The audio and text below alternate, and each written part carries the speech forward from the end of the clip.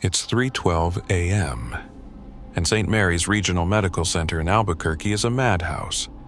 The ER smells like antiseptic and desperation. The kind of night where you're elbow-deep in chaos before you realize you haven't eaten since noon. I'm Nathan Reyes, 36, Hispanic American, an ER nurse who's been at this long enough to know that some nights, you're not saving lives, you're just holding back the tide. My scrubs are already speckled with coffee from a spilled mug and blood from a bar fight victim who came in swinging. The fluorescent lights hum overhead, casting shadows that make everyone look half dead. It's the witching hour, when the drunks from Central Avenue's dive bars and the wrecks from Route 66 roll in. Each one a story of bad choices or worse luck. I'm charting vitals for a kid with a broken arm, some skateboarder who thought he could ollie over a curb when the trauma bay doors crash open. 2 paramedics, faces grim as gravestone, wheel in a John Doe on a gurney, found him collapsed outside a Chevron on 6. The taller one, Mike, grunts, sweat beading on his brow despite the AC.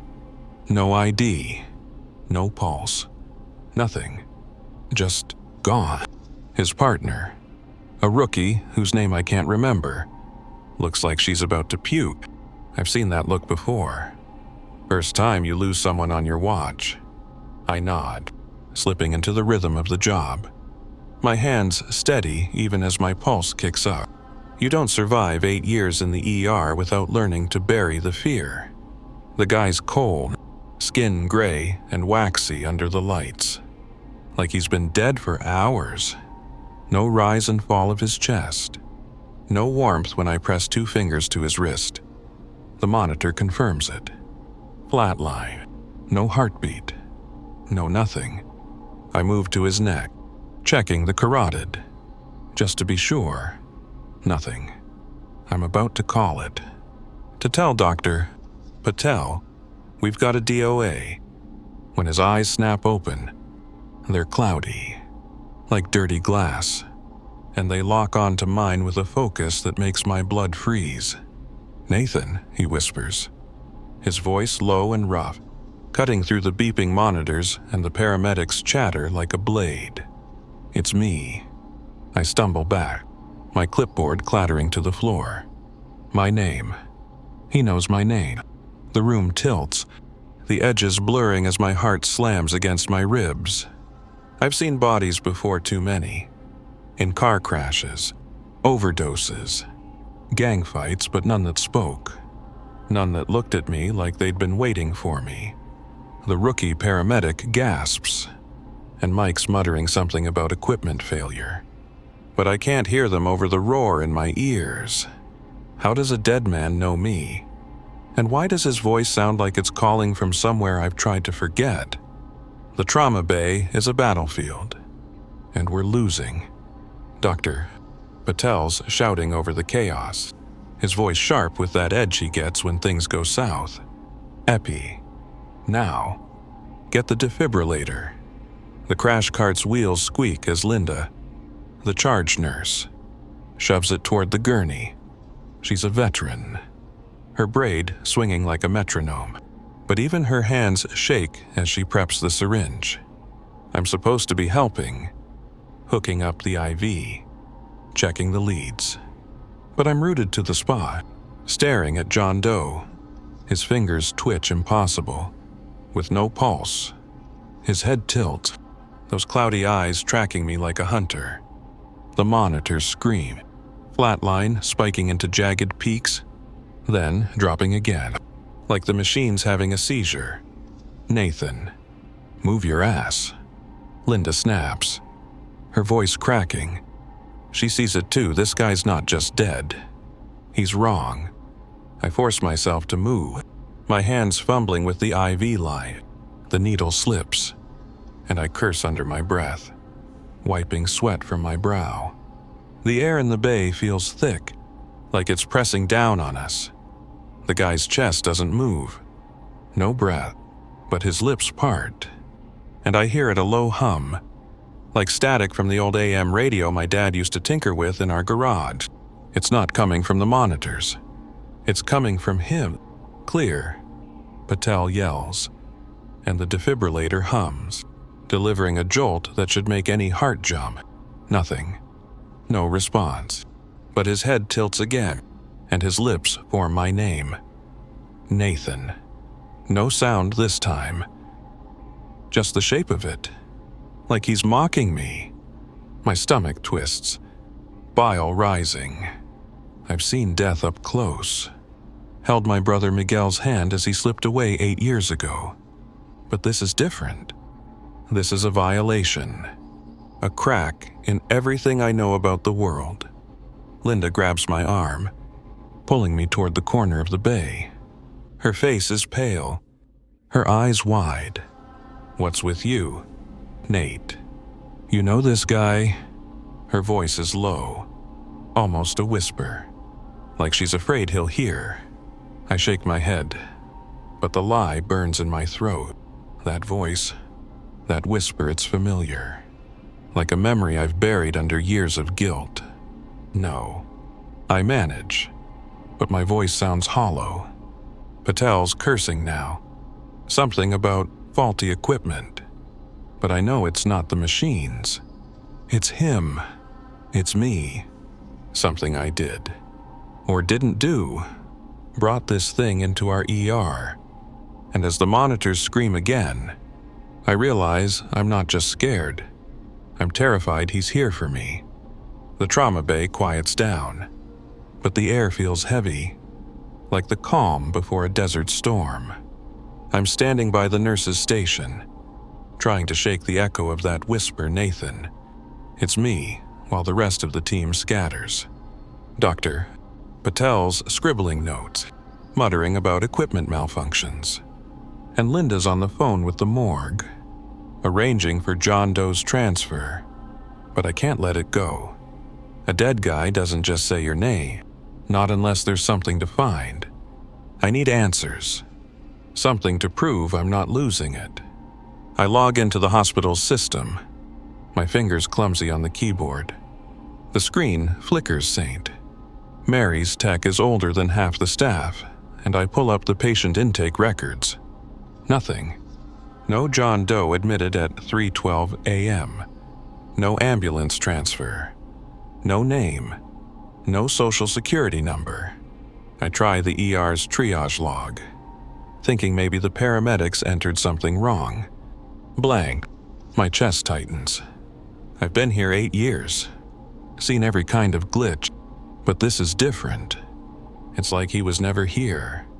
"Hey, Linda." I call, my voice rougher than I mean it to be. She's hanging up the phone, her braid frayed from running her hands through it. "You got the transfer sheet for that guy?" She frowns, digging through the clipboard. "Should be here," she says, flipping pages. Then stop, her face pale. "That's weird. I swore I saw Mike sign it." Mike, the paramedic, is long gone, probably grabbing coffee at the 24-hour Denny's on Coors Boulevard. I don't wait for her to figure it out. I head to the security office, a cramped closet by the ER entrance, where a guard named Tony spends his nights watching grainy monitors and eating Cheetos. Tony. Pull up the footage from the bay doors. 3 a.m. to 3:30 a.m. I say, leaning over his shoulder. He grumbles, but clicks through the system. The screen shows the ambulance bay. Empty. No paramedics. No gurney. Just the sodium lights buzzing over asphalt. At 3:12 a.m. The feed cuts to static, then snaps back to normal 30 seconds later. Tony scratches his head. Probably a loose cable. Happens sometimes.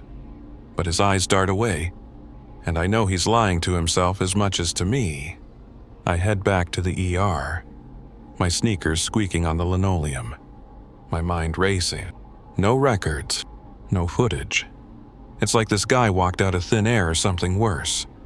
I slump into a chair by the nurse's station. my hands shaking. I keep seeing those cloudy eyes, hearing that voice. It wasn't just my name, it was the way he said it, like he'd been carrying it for years, like he'd been waiting. I think of Miguel, my little brother, gone 8 years now. His face flashes in my mind, but I push it down. This isn't him. It can't be. But the doubt's creeping in. And it's not just the John Doe. It's the way the hospital feels tonight, like it's watching me. Like the walls know something I don't. I rub my eye, trying to focus. But all I can think is, what did I bring into this place? It's 4:30 a.m., and the ER's finally slowed to a crawl. The kid with the broken arm is discharged, and the bar fight guy's sleeping off his stitches in a curtained bay. I'm alone in room 7, where we left John Doe before the morgue took him or didn't. Since there's no record, the bed's still unmade, sheets twisted like someone thrashed in them. I'm checking the IV stand, making sure it's prepped for the next patient. When the air shifts, it's subtle at first, like the AC kicked on, but then I feel it a prickle on my neck, like someone standing behind me. I turn, expecting Linda or Patel, but the room's empty. Just the hum of the monitors and the faint drip of a leaky faucet in the corner. I shake it off, blaming the long shift, the coffee wearing off. But as I reach for the IV bag, the lights flicker, and I hear it a whisper, soft but clear, like it's coming from inside my skull. You let me die. Nathan. Why? My heart stops. I spin around, and there he is, John Doe, lying on the bed that was empty a second ago. His eyes are open, those cloudy, glassy orbs boring into me. His face, it's Miguel's, but wrong. The cheekbones are too sharp, the skin too pale, like a mask stretched over someone else's bones. I stumble back, knocking over a tray of instruments. The crash echoes, but no one comes running. You're not real. I choke out, my voice barely a whisper. He sits up, slow, deliberate, his head tilting like a puppet on strings. You let me die, he says again. And this time, his voice is louder, layered with something else, anger, maybe, or pain. I clutch the edge of the counter, my knuckles white. Miguel died 8 years ago. A misdiagnosed aortic aneurysm I should have caught. I was a rookie nurse, cocky, distracted. I missed the signs, and he paid for it. But this thing on the bed isn't him. It can't be. I force myself to move, to check the monitor, to do something normal. But the screen's blank. No vitals, no signal, just my reflection, distorted, and for a split second, I swear I see his face overlaid on mine. I blink, and it's gone, but he's still there, watching. Why? He asks again, and now his voice is in my head, my chest, everywhere. I run for the door, but it's locked. No, not locked, just heavy, like the air's turned to sludge. I pound on it, shouting for Linda, for anyone, but the hallway's silent. When I turn back, he's gone. The bed's empty again, sheets crisp like no one was ever there, but the whisper lingers, and so does the guilt, clawing at me like it did the day Miguel died. I slide to the floor, my back against the door, and I know this isn't over. Whatever he is, he's not done with me. The ER's quiet now, a rare lull that feels more like a trap than a break. I'm in the break room, the fluorescent lights buzzing like a swarm of angry bees. My hands are still shaking from what happened in room 7. That whisper, you let me die, clinging to me like damp desert air. I can't stay here. not with the hospital feeling like it's breathing down my neck. So I grab my keys and head home, even though my shift's not over. Linda's too busy to notice, and I'm not about to explain why I'm bailing. The drive through Albuquerque is a blur. The neon signs along Central Avenue flickering like they're mocking me. Route 66 stretches out under the streetlights, endless and empty, just like the pit in my stomach. I pull into my apartment complex, a squat adobe building off Lomas Boulevard, and drag myself inside. The place is a mess. Empty takeout containers from Los Pollos Hermanos. Unwashed dishes piled in the sink. I don't care. I head straight for the closet, where I keep a fireproof box under a stack of old scrubs. Inside are papers I haven't touched in years. Miguel's medical records. My brother, dead at 16 because I screwed up. I was a rookie nurse back then, working my first job at a clinic in Santa Fe. Miguel came in complaining of chest pain, but I chalked it up to teenage drama. Maybe a pulled muscle from soccer. I didn't push for a CT scan. I didn't see the signs of an aortic aneurysm until it was too late. He coded on the table, his eyes locked on mine, begging for help I couldn't give. I spread the papers across my kitchen table, the words blurring as my eyes burn. The autopsy report is clinical. Cold, cause of death. Ruptured aortic aneurysm. My fault. I should have known better. Should have fought harder. I flip to a photo tucked in the file. One I haven't looked at since the funeral. Miguel's smiling, his dark hair falling into his eyes, wearing that stupid UNM Lobos hoodie he loved. I compare it to the John Doe's face in my memory, those cloudy eyes, the sharp cheekbones. It's not him. Not exactly. But the resemblance is close enough to make my chest ache. The nose is wrong. Too angular. And the skin's too pale, like it's been drained of life. But those eyes, they're Miguel's. Or at least the ghost of them. I pour a shot of tequila from a bottle I keep for nights like this. But it doesn't help. The room feels too small, the walls closing in. I keep hearing that whisper. Why? It's not just guilt, it's like he's here, watching. I check the windows, half expecting to see him standing in the parking lot. But it's just the desert stretching out under the moonlight. The Sandia Mountains looming like silent judges. I try to sleep, but every time I close my eyes, I see that gurney, those twitching fingers. I don't know what John Doe is, but he's tied to Miguel, to me, to the mistake I've been running from for 8 years. And the worst part, I'm starting to think he's not done with me yet. Back at St. Mary's the next night. The ER feels different, like the air's gone stale. My shift starts at 7 p.m., but I'm already dreading 3 at 12 dinners. I keep busy, checking vitals, stitching up a guy who cut his hand on a broken beer bottle at a bar on San Mateo. But the whole time, I'm watching the clock, the red digits ticking closer to that cursed hour. My coworkers are acting weird too. Linda's quieter than usual, her eyes darting to the corners of the room like she's waiting for something to jump out. Even Dr. Patel, who's usually all business, keeps glancing at me, like he knows I'm hiding something. At 3 a.m., the ER's buzzing with the usual chaos a car accident victim. A kid with a fever, but I can feel it building, like static before a lightning strike. At 3:12 a.m., it hits. The monitors in every bay flicker, their screens flashing random numbers before settling back to normal.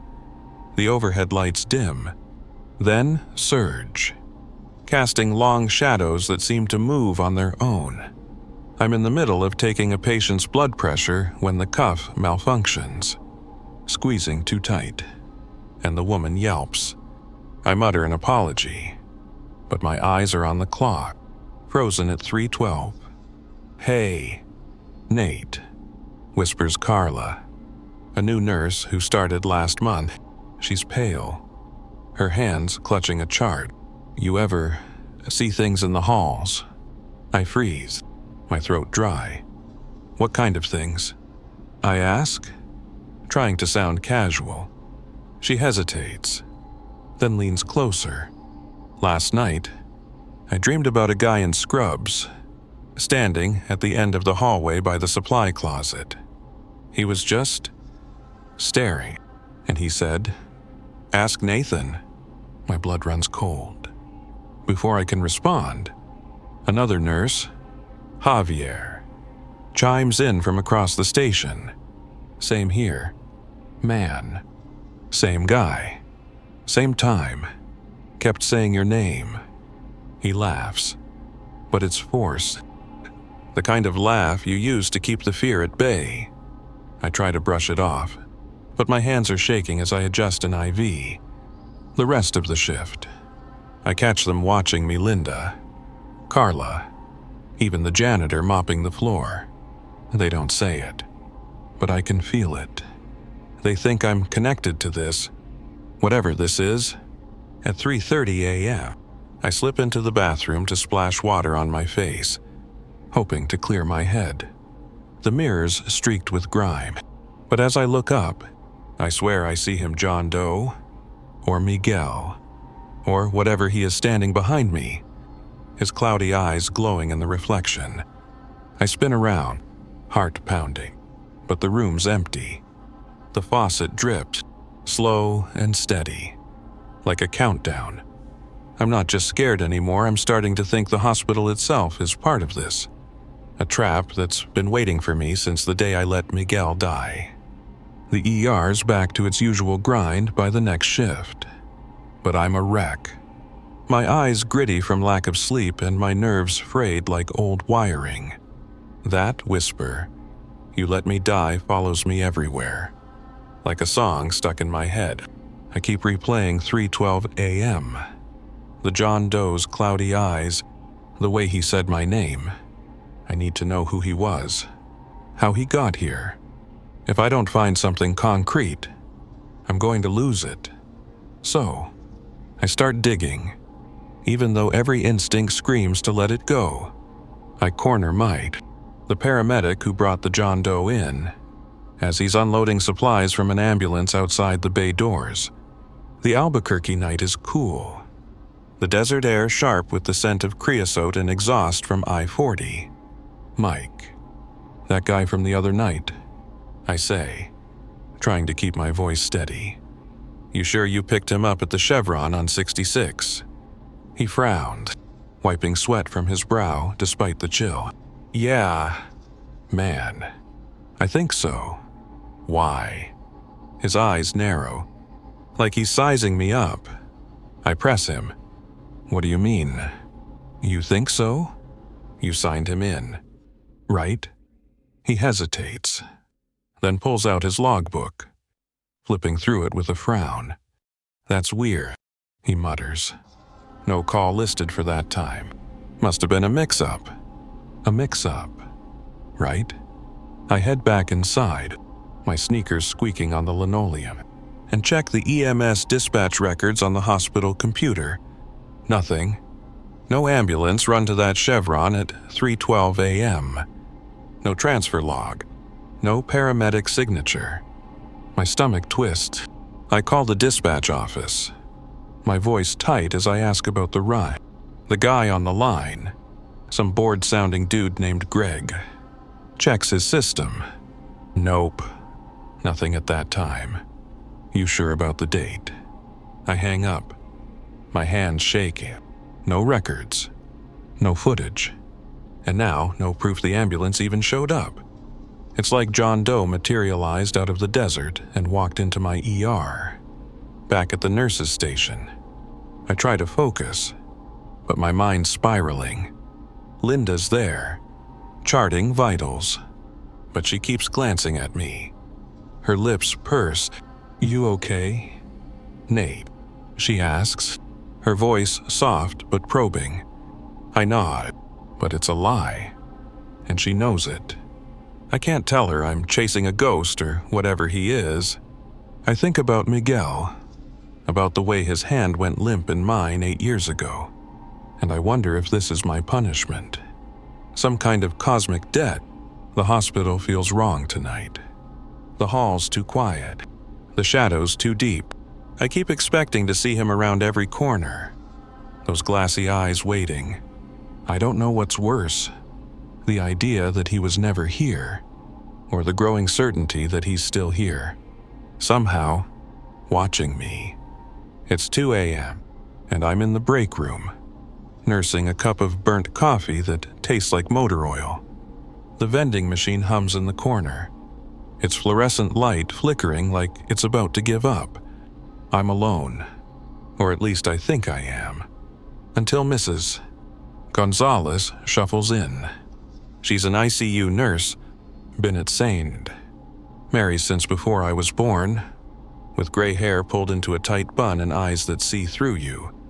She's the kind of nurse who knows every secret this hospital keeps, and tonight, she's looking at me like I'm one of them.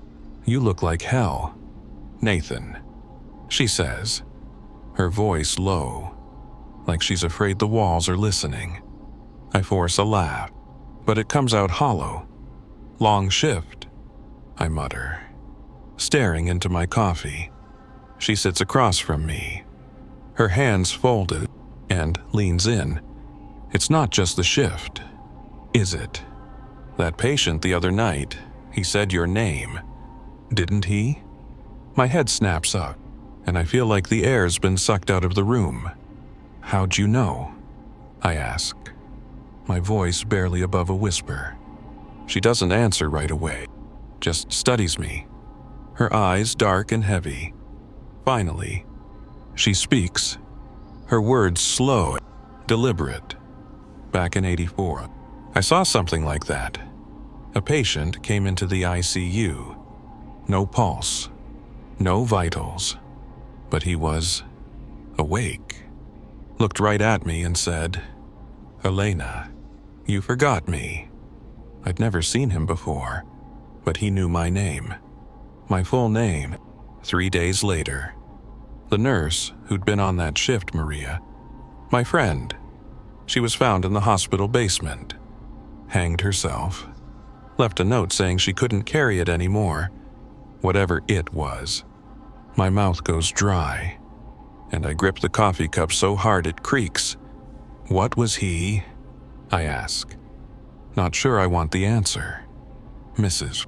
Gonzalez leans back, her eyes distant. I don't know, but this place, it holds things. Mistakes, regrets, people who don't let go. She pauses, then adds, Maria was carrying guilt. Like you are. Something about a patient she lost years before. Whatever came for her, it wasn't human, and it wasn't done. I swallow hard, thinking of Miguel, of the John Doe's face that wasn't quite his. What do? I ask, hating how small my voice sounds. She stands, her shadow long across the table. Don't answer it. Nathan, whatever it wants, don't give in. She leaves me there. The break room suddenly too cold, too quiet. I think about her story, about Maria, about the basement I've never been to because it's locked off, used for storage since the hospital renovated in the 90s. I think about Miguel, about the way I failed him. The coffee's cold now, but I don't care. I keep hearing Mrs. Gonzalez's words. It wasn't human, and I know, deep down, that whatever John Doe is, he's tied to me, to my guilt, to the brother I let die. The hospital's clock ticks closer to 3:12 a.m., and I'm terrified of what's coming next. It's past midnight, and I'm on my third shift since the John Doe showed up. I haven't slept more than a couple of hours. My dreams haunted by cloudy eyes and that voice, "You let me die." Mrs. Gonzalez's story about 1984 keeps circling in my head. A warning I can't shake. The ER's humming tonight. A steady stream of patients keeping us on our toes. But I'm distracted, my hands fumbling with IV lines and charts. Every shadow in the corner of my eye feels like him. Waiting. I'm starting to think St. Mary's isn't just a hospital, it's a cage. And I'm trapped in it. Around 1 a.m., I'm restocking supplies in the trauma bay when the lights flicker, just like they do at 3:12 a.m. My heart skipped, but the clock says it's too early for that. Then I hear it, a faint hum, like the static from John Doe's lips that first night. It's coming from the hallway leading to the old wing, a part of the hospital we rarely use since the new trauma center opened in 2010. I should ignore it, go back to work. But my feet move before my brain catches up. I grab a flashlight from the supply closet, telling myself I'm just checking for a loose bulb. The hallway's dark. The overhead lights long since burned out. My flashlight beam cuts through the gloom, picking out peeling paint and cracked tiles. St. Mary's is old, built in the '50s, and this wing feels like it's been forgotten by time. I've never been this far down before, nobody has, not for years. But the hum grows louder, pulling me forward like a hook in my chest.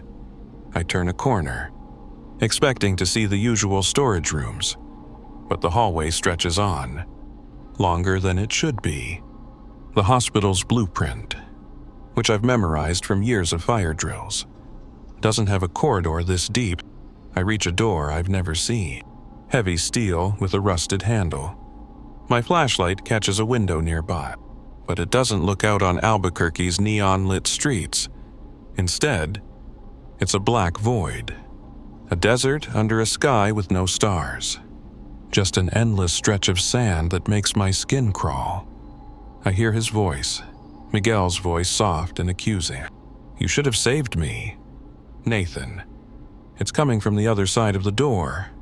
My hand's on the handle before I can stop myself, and I push it open. Inside, the hallway continues, but it's wrong. The walls are too smooth, the air too still, like I've stepped out of time. My flashlight flickers, and the hum is everywhere now, vibrating in my bones. I take a step, and the floor shifts, like it's breathing. "Miguel," I whisper, hating how desperate I sound. No answer. But I feel him, or something, watching. I turn back, but the door is gone, just a blank wall where it should be. Panic claws at me. I run, my sneakers slapping against the tiles, but the hallway loops, bringing me back to that same window, that same black desert. I'm trapped, and somewhere in the dark, I know he's waiting. I stumble back into the ER, my chest heaving, though I don't know how I got here. 1 second, I was in that impossible hallway. The next, I'm standing by the nurse's station, my flashlight still clenched in my hand. The clock reads 2:45 a.m., but it feels like hours have passed. Linda's there, charting, and she doesn't even look up. "You okay?" "Nate, you're sweating like you ran a marathon." I nod, muttering something about checking supplies, but my voice sounds wrong, like it's coming from someone else. I try to focus, helping a patient with a sprained ankle, but my hands are shaking so bad I nearly drop the bandage. The hospital feels off, like the walls are leaning in, watching. I keep expecting that hum, those eyes, to find me again. At 3:12 a.m., it happens. The overhead speaker crackle, and a voice, calm, mechanical, announces, "Code black, room 7, cardiac arrest." My blood runs cold. I sprint down the hall, my heart pounding, but the ER's quiet, No one's running, no crash cart, no Patel shouting orders. I stop, confused, and turn to Carla, who's restocking a med cart. "You hear that?" I ask, breathless. She frowns. "Hear what, I don't wait for her answer. I run to room 7, the same room where John Doe whispered my name. The door's ajar, and I push it open, expecting chaos. But the room's empty. The bed's made, sheets crisp, like no one's been here in weeks. The monitors are off, the IV stand untouched. My flashlight's still in my hand, and I shine it around, half expecting to see him in the shadows. Nothing. Just the faint drip of that damn faucet, mocking me. I check the call system, no record of a code black. I radio Linda, my voice shaky. "Did you hear a code just now?" Static. Then her reply. "No. Nate. You sure you're okay?" "I'm not okay. I'm losing it." I sink into a chair by the bed, my head in my hands. That hallway, that voice, the code, it's all in my head, isn't it? But then I see it. A smudge on the bedsheet. Faint but unmistakable. Like a handprint. I touch it. And it's cold. Damp. Like something dead left it behind. My mind flashes to Miguel. To the way his hand felt in mine as he slipped away. I stumble out of the room, my breath ragged, and run straight into Javier, who's carrying gauze. "Whoa, man, you look like you saw a ghost," he says, half joking. I don't laugh. I'm starting to think I did, or worse, I'm starting to think he's not just a ghost, he's something that knows me, something that's been waiting for me to break. I'm unraveling. The ER is my world, but it's turning on me, twisting into something I don't recognize. It's been 3 days since that phantom code black, and I haven't slept more than a few minutes without jerking awake. His voice, "You let me die," ringing in my ears. I see him everywhere now, or at least pieces of him. In the reflection of a vitals monitor, his cloudy eyes stare back, overlaid on my own. In the polished steel of the med cart, his mouth moved, shaping my name. Last night, in my apartment's bathroom mirror, I swore I saw his face flicker over mine, his sharp cheekbones blending with my own tired features. I shattered the mirror with my fist, and now my knuckles are bandaged. The pain, a dull reminder that I'm still here. Or am I? It's 2 a.m., and I'm back at St. Mary's, moving through my shift like a ghost myself. The ER's busy gunshot wound from a fight outside a bar on Centrals. An elderly woman with pneumonia, but I'm barely present. My hands going through the motions. I'm checking an IV when it happens again. The monitor beside me flickers, and there he is. John Doe, his face in the screen, clear as day. "You let me die," he says, his voice low and guttural, like it's clawing its way out of the grave. "Take my place." I yank the plug, but the screen stays on, his eyes boring into me. I stumble back, knocking over a tray of syringes, and Carla, the new nurse, grabs my arm. "Nate, what's wrong?" she asks, her eyes wide. I can't answer. How do you tell someone you're being haunted by a dead man who looks like your brother? I escape to the break room, my heart pounding so hard it hurts. The vending machine's hum is the only sound, but it feels like his hum, that static from the first night. I sit, head in my hands, trying to breathe, but the air's too thick, like I'm drowning in it. Then I hear it a whisper, not from the room, but from inside me. "You should have been on that table." Nathan. Not me. I look up, and he's there, sitting across from me, his gray skin gleaming under the fluorescent light. It's Miguel's face, but wrong, like a wax figure left too long in the sun. His lips don't move, but the words keep coming. "Take my place." I blink, and he's gone. But my hands are shaking so bad I can't hold the coffee I was reaching for. I stumble to the bathroom, splashing cold water on my face. The mirrors streak, but I avoid looking at it, afraid of what I'll see. My reflection's been wrong since that night. Like I'm fading, becoming him. I think of Miguel, of the way I failed him, how I missed the signs of his aneurysm because I was too busy flirting with a coworker, too cocky to double-check. The guilt's been my shadow for 8 years. But now it's him. Or something wearing his face, demanding something I don't understand. I leave the bathroom. My scrub's damp with sweat, and I know I can't keep running. Whatever he wants, he's not going to stop until I face it. It's 3:12 a.m. again, and the ER is a nightmare I can't wake up from. The trauma bay doors crash open, and the paramedics wheel in a John Doe, just like that first night. My stomach drops. It's him, same gray skin, same lifeless stare. Mike's there, shouting the same words.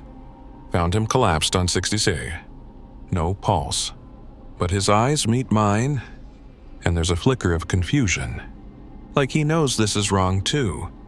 I try to move, to help, but my legs are lead. The monitors flatline, then spike. Just like before. His fingers twitch, and he whispers, "Nathan, it's me." I'm frozen, trapped in the same moment, the same terror. I blink, and it's 3:12 a.m. again. The doors crash open. The same John Doe, the same words from Mike. I try to scream, to tell them to stop, but my voice doesn't work. It's a loop. A tape stuck on repeat, and I'm the only one who sees it. This time, I force myself to act, hooking up the IV. My hands shaking so bad I miss the vein twice. His eyes snap open, and he grabs my wrist, his grip cold as ice. "Switch with me," he hisses, his voice a snarl now, not a whisper. I yank free, stumbling back, and the monitors scream, their lines jagged. Patel's shouting, Linda's cursing, but it's all background noise. I run, out of the bay, down the hall, anywhere to get away. I end up in the parking lot, but it's not right. The asphalt's gone, replaced by an endless stretch of desert sand. The Sandia Mountains looming under a starless sky. I try to call my mom, to hear something real, but my phone's dead. The screen black. I turn back to the hospital, but the doors won't open. I pound on them, shouting for Linda, for anyone, but it's silent. Then I hear it, his voice, from behind me. "Switch with me." I spin around, and he's there, standing in the sand, his face shifting between Miguel's and my own. I run back inside, or try to, but the hallway's that impossible one again. The one with no end. The loop starts over. 3:12 a.m. The doors crash open. I'm back in the trauma bay, and he's there, whispering my name. I don't know how many times it happens. 5, 10, 100. Each time, his demand grows louder, his grip tighter. I'm losing myself. My memory's blurring. I see Miguel's face, his UNM Lobos hoodie, but it's fading, replaced by this thing's twisted features. I try to quit, to walk away, but the hospital won't let me leave. The desert outside is a void, and my coworkers' faces are starting to blur, their voices repeating like broken records. I'm trapped, not just in the ER, but in my own guilt, and I'm starting to think the only way out is to give him what he wants, whatever that means. The loop's eating me alive, every night. 3:12 a.m. hits, and I'm back in the trauma bay, watching those doors slam open. John Doe's gray face staring up from the gurney. His whispers switch with me as a knife in my gut, twisting deeper each time. I don't know how many times I've lived this moment, but it's wearing me down, like sand grinding down stone. I'm not sure what's real anymore. My hands shake as I chart vitals. My voice cracks when I talk to patients, and my coworkers' faces are starting to blur, like they're fading into the background of this nightmare. It's 1 a.m. now, and I'm hiding in the supply closet, surrounded by boxes of gauze and IV bags, trying to catch my breath. The fluorescent lights hum, but it's his hum, that static that's been haunting me since the first night. I pull out my phone to call my mom, to hear her voice, something to anchor me to the world outside saying, Mary's. The screen lights up, but the call won't go through, just static. And then, faintly, his voice, "You let me die." I drop the phone, and it clatters on the tile, the screen cracking. I don't pick it up. I don't want to see what's on it. Back in the ER, Linda's at the nurse's station, her braid tighter than usual, her eyes darting to me every few seconds. "Rough night, Nate?" she asks, same as she did yesterday, or the day before, or however long I've been stuck in this hell. I nod, but the words feel rehearsed, like I'm reading a script.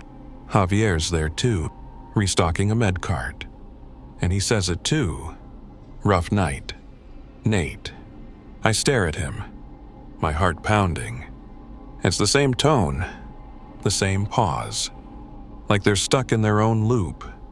I try to talk to Carla about a patient, but she cuts me off, saying, "Rough night, Nate." I back away, my skin crawling. They're not real anymore. Or maybe I'm not. Maybe I died that first night at 3:12 a.m., and this is my punishment. Some kind of purgatory built from my guilt. I think of Miguel, of the way his hand went limp in mine 8 years ago in that Santa Fe clinic. I was supposed to save him, but I didn't. And now this thing John Doe, or whatever it is, knows it. I wander the halls, avoiding room 7. But the hospital feels wrong, like it's shifting around me. The walls seem closer, the air heavier, and the exit signs point to nowhere. I try to leave, to walk out to the parking lot, but it's just sand again, an endless desert under a starless sky, the Sandia Mountains looming like a threat.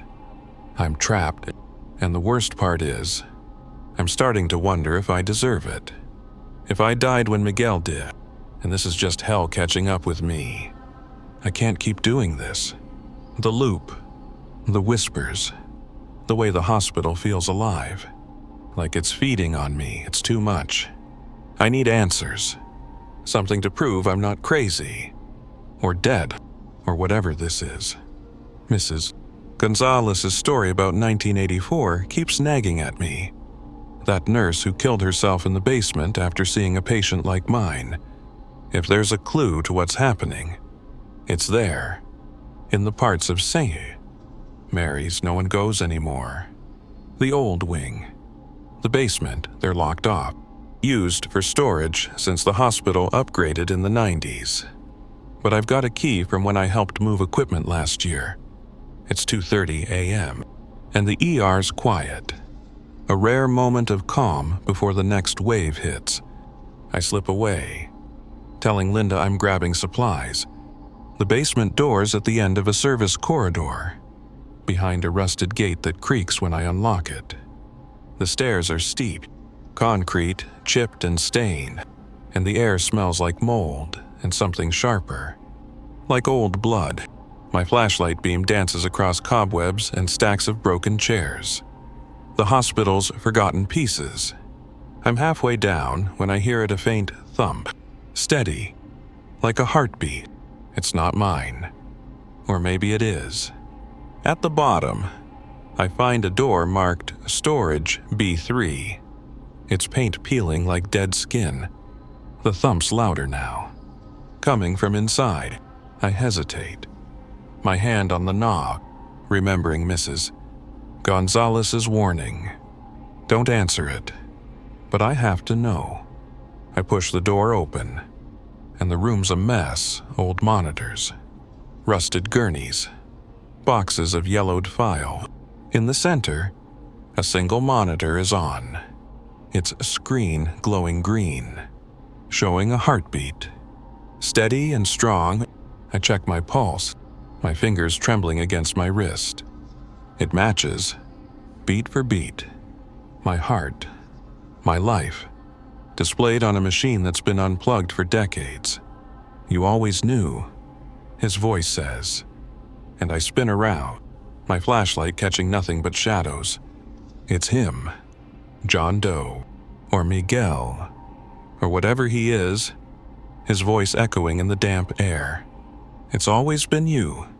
I stumble toward the monitor, my breath ragged, and see a smudge on the screen, like a handprint, cold and wet. I touch it, and my vision blurs. Memories flooding in Miguel's face, his UNM Lobos hoodie, the way he looked at me as he died, trusting me to save him. I failed him.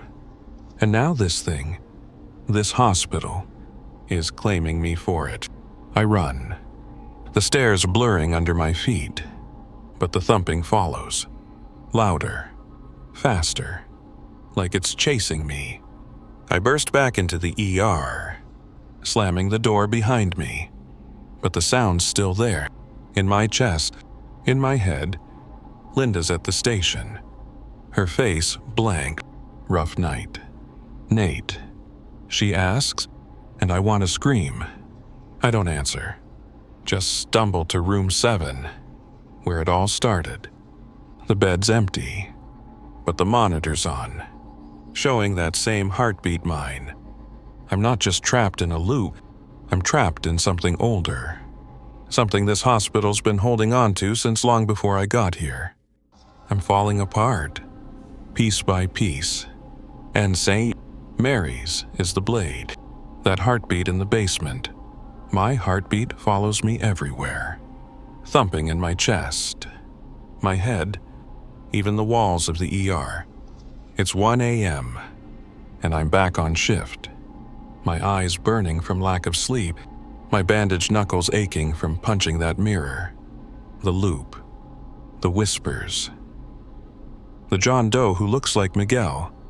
They're not just haunting me, they're rewriting me. I can't tell if I'm alive, dead, or something in between, but I know I can't keep running. Mrs. Gonzalez's story about 1984, about the nurse who took her own life after facing a patient like mine, is the only thread I have left. If there's a way out, it's buried in what she knows. I find her in the ICU, checking a patient's chart under the dim glow of a monitor. Her gray bun is fraying, and her eyes are heavy, like she's been carrying this secret for decades. Mrs. Gonzalez, I say, my voice low. Tell me about the ritual.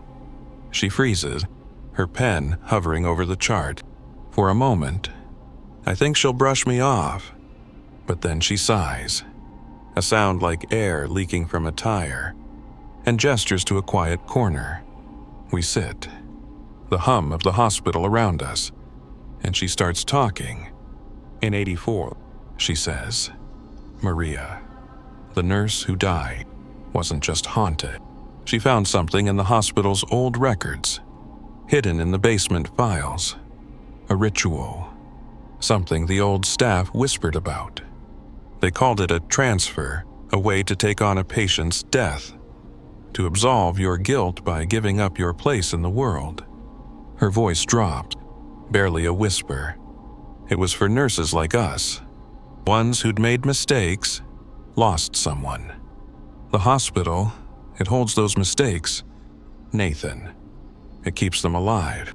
I swallow hard, thinking of Miguel, of the aneurysm I missed, the brother I let die. What did she do? I ask, my throat dry. Mrs. Gonzalez looks away, her hands twisting together. Maria went to the basement. To that storage room you found. She followed the instructions, something about blood, a name, a promise. She thought she could save the patient she'd lost, a kid who died on her watch. But it wasn't salvation. It was a trade. 3 days later, she was dead, and the hospital was quiet again, like it got what it wanted. She grabs my arm, her grip surprisingly strong. Don't do it. Nathan, whatever this thing is, it's not Miguel. It's using your guilt to get inside you. I want to believe her, but the thumping in my chest says otherwise. I think of the monitor in the basement, my heartbeat on its screen, and I know this isn't just about guilt, it's about ownership. Something in this hospital, something older than me, wants me to pay for Miguel's death, and it's been waiting since I walked through these doors 8 years ago. I leave Mrs. Gonzalez, her warning ringing in my ears, but I'm already heading for the basement stairs. I need to see those files, to know what Maria found. The corridor's cold, the air thick with that moldy, bloody smell, and the thumping's louder now, like a drum calling me down. I don't know if I'm walking to my salvation or my grave, but I can't stop now. It's 3:12 a.m., and I'm back in room 7, where it all started. The basement files were dead-end boxes of yellowed paper, some scribbled notes about transfers and debts, but nothing clear, nothing I could use. Just cryptic warnings about giving what's owed and a faded photo of a nurse I didn't recognize. Her eyes hollow, like she'd seen what I'm seeing now. I'm out of options, out of time. The loop's tightening, and I can feel it. John Doe, or Miguel, or whatever he is closer than ever. The monitors in the ER flicker, the lights dim, and that hum, his hum, fills the air like static before a storm. I'm alone in room 7. The bed empty, but the sheets crumpled, like someone just left. The faucets dripping again, each drop a heartbeat. I sit on the edge of the bed, my hands shaking, and I whisper, "What do you want?" The air shifts, heavy and cold, and he's there, standing in the corner, his gray skin gleaming under the fluorescent light. His face is Miguel's, but twisted, the eyes too wide, the mouth too sharp. "You know," he says, his voice a growl that vibrates in my chest. "Switch with me. You should have died, not me." I think of Miguel, of the way he trusted me, of the UNM Lobos hoodie he wore the day he died. I think of the years I've spent running from that moment, the guilt that's eaten me alive. "I'm sorry," I say, my voice breaking. "I should have saved you."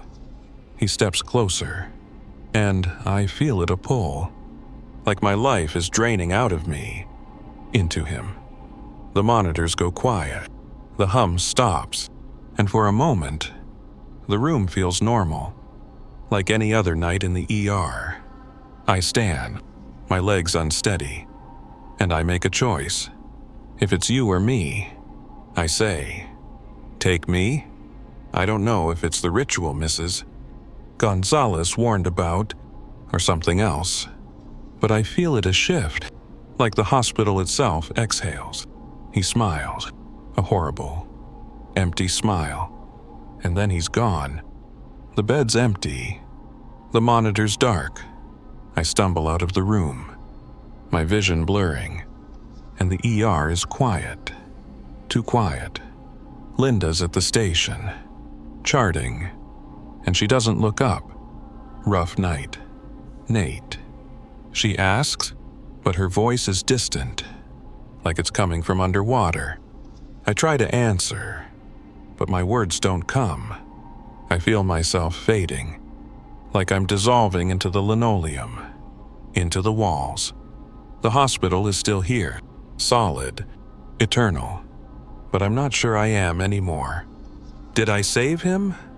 Did I give him what he wanted?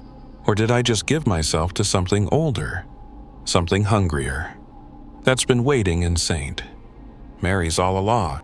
I don't know if I'm still here, or if I ever was.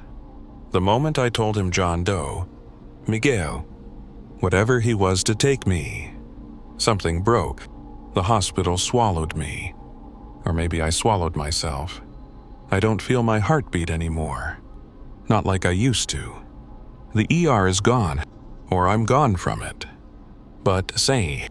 Mary's stands, eternal, its walls humming with the weight of every mistake made within them. I think I'm part of it now, woven into the linoleum, the flickering lights, the endless desert outside. But there's someone new here, someone who doesn't know what this place can do. I see her, and I want to warn her, but my voice is just a whisper in the dark. Her name's Emily Garcia, 24, fresh out of nursing school at UNM, all bright eyes and nervous energy. It's her first shift at St. Mary's, 7 p.m. on a Tuesday, and the ER's already a zoo car accident victims from I-40. A kid with a fever spiking so high his mom's crying. She's trying to keep up, her ponytail bouncing as she rushes between bays. Her scrubs still crisp with that new job smell. I watch her from the shadows. Or maybe I am the shadows. My edges blurred like a photo left in the sun. I don't know how I'm here, but I know this moment, this hour, like I've lived it 1,000 times. It's 3:12 a.m., and the air shifts, the way it always does. The monitors flicker, their screens glitching with jagged lines, and the overhead lights dim, casting the hallway in a sickly yellow glow. Emily's at the nurse's station, charting vitals. When she freezes, her pen hovering, she hears it a hum, low and static, like a radio tuned to nothing. I know that sound. It's him, or me, or the thing this hospital's become. She looks up, her eyes darting to the hallway leading to the old wing, where the lights are always out. I want to shout, to tell her to run, but I'm just a breath, a ripple in the air. She stands, drawn to the hallway like I was, her sneakers squeaking on the linoleum. At the end, by the supply closet. She sees me, or what's left of me. I'm there, wearing my old scrubs, the ones stained with coffee and blood from that first night. My face is wrong, older, faded, like a memory someone's trying to forget. You'll do better than me, I whisper, my voice barely reaching her. She gasps, stumbling back, and I'm gone. Dissolved into the dark. She blinks, rubbing her eyes, probably telling herself it was the long shift, the stress, but I know better. This place doesn't let go. Emily shakes it off, returns to the station, her hands trembling as she finishes her chart. The ER hums back to life, the monitors steady, the lights bright again. She doesn't tell anyone what she saw. Nobody would believe her. Not yet. But as her shift ends, she heads to the locker room to change. The fluorescent lights buzzing like they're laughing. In her locker, tucked behind her backpack, she finds something that shouldn't be there. An old ID badge. The plastic cracked, the photo faded. It's my Nathan Reyes, ER nurse. St. Mary's Regional Medical Center. My face stares back at her, but it's not quite right. The eyes too cloudy, the smile too sharp. She drops the badge, her breath catching, and runs out into the Albuquerque dawn. The Sandia Mountains glowing pink in the distance. The hospital looms behind her, its windows dark, its doors waiting. She'll be back for her next shift, because that's what nurses do. But I know what's coming. The hum will find her. The hallway will call, and 3:12 a.m. will come again. I tried to warn her, but St. Mary's doesn't let warnings stick. It keeps its debts, its guilt, its ghosts. I'm one of them now, and Emily's next. Maybe she'll do better than me. Or maybe this hospital will take her too, just like it took me when I gave myself to save Miguel, or thought I did.